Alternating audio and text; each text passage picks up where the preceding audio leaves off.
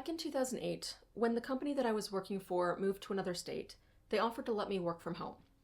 That seemed like a dream come true, so I set up a desk and a computer and settled in to have a blessed alone time while getting things done. Or that was the plan. What I didn't fully appreciate is that my supposed dream come true was a recipe for high anxiety. By the way, this is Heather from Autism Chrysalis, and this is a story that took place a few years before I figured out that I'm autistic.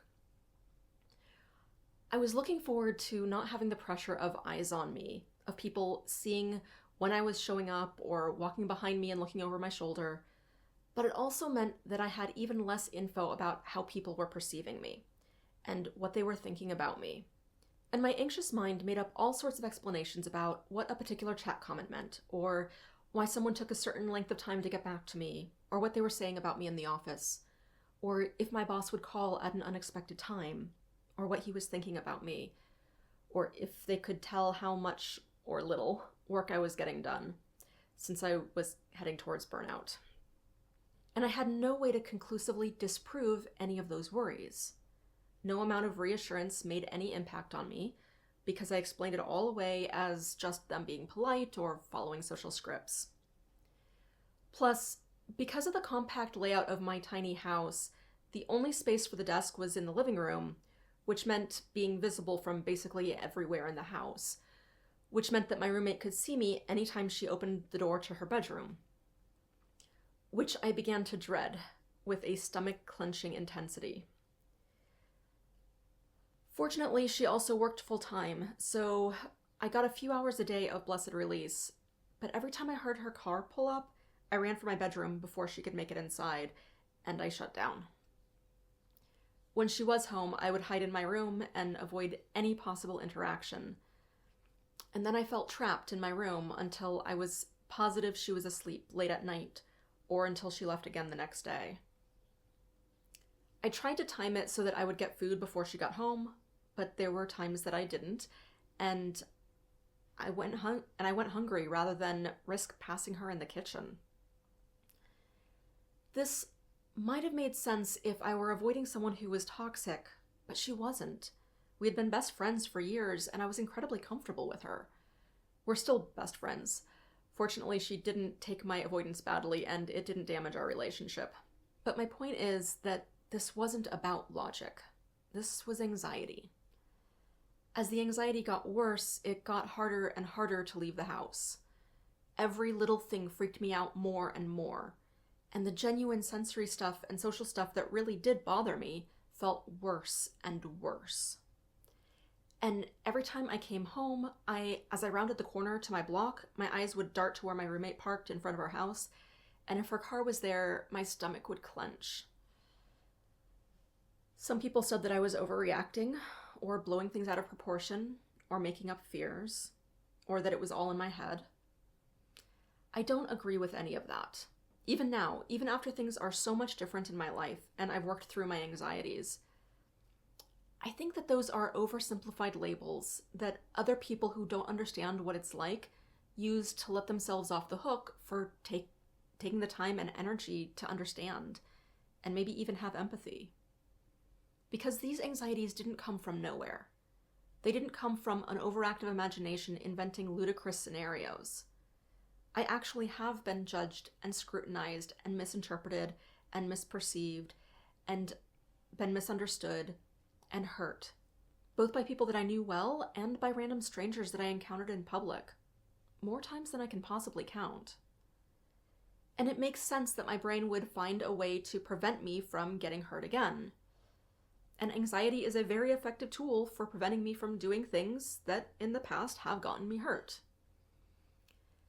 And my natural instinct to think my way out of something, to explain it away logically, didn't work.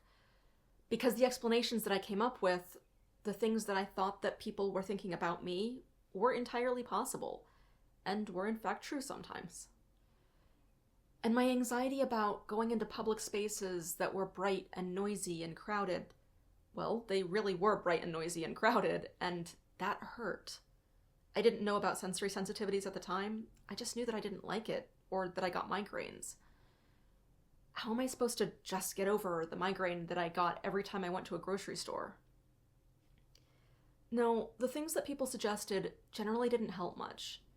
Even my therapist's "take a few deep breaths" pissed me off, because it seemed to imply that I didn't have real problems that needed real solutions. You're probably expecting a lovely turnaround to the story, but I don't want to paint too rosy of a picture. Things actually got worse for several years before they started getting better. I went through the worst burnout of my life, then figured out some stuff that helped a little, and then went through another burnout. And that's when I finally got to the point that enough was enough, and I was more afraid of things staying the same than of things changing.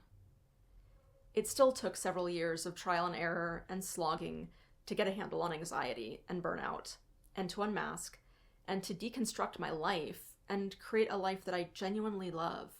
But I did it. As I was going through it, I wasn't thinking about it as trying to deal with anxiety. I was thinking about it as just trying to get through one day at a time, trying to figure out something, anything that would feel a tiny bit less awful.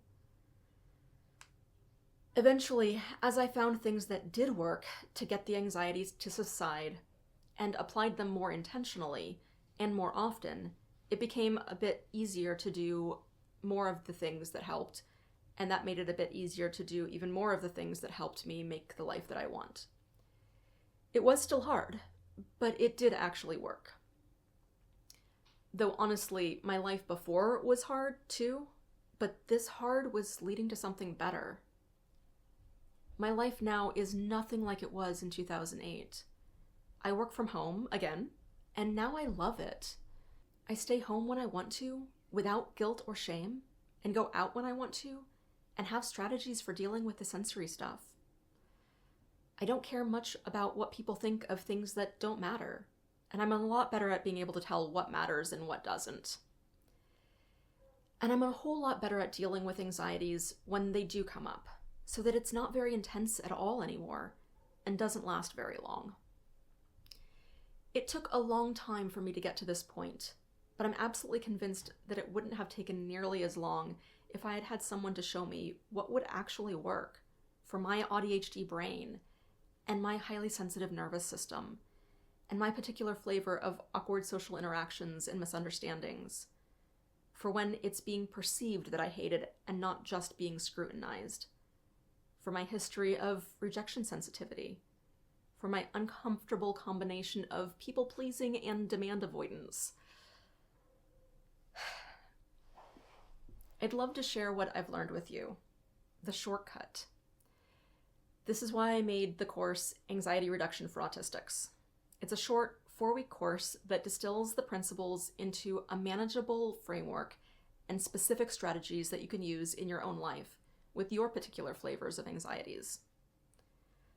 I'm not claiming that your anxiety is going to go away in the 4 weeks of this course. That's not realistic. And I wouldn't trust anyone who would claim that BS. But I do genuinely believe that this framework and these techniques will be an instrumental part of dealing with anxiety, both the background everyday anxiety and when something particularly spikes it. If you find even some of what's in this course helpful for you and use it, even intermittently, it can make a big difference over time in your ability to do the little and big things that you need and want to do every day to be around people and to build the autism positive life that you really want. I'll put some info about it in the description in case you're interested, or you can go straight to my website to learn more about it at autismchrysalis.com/anxiety. Either way, I hope you find something that helps you deal with anxiety so that you can do the things that you want to do in your life. I'm wishing you a neuro-wonderful day.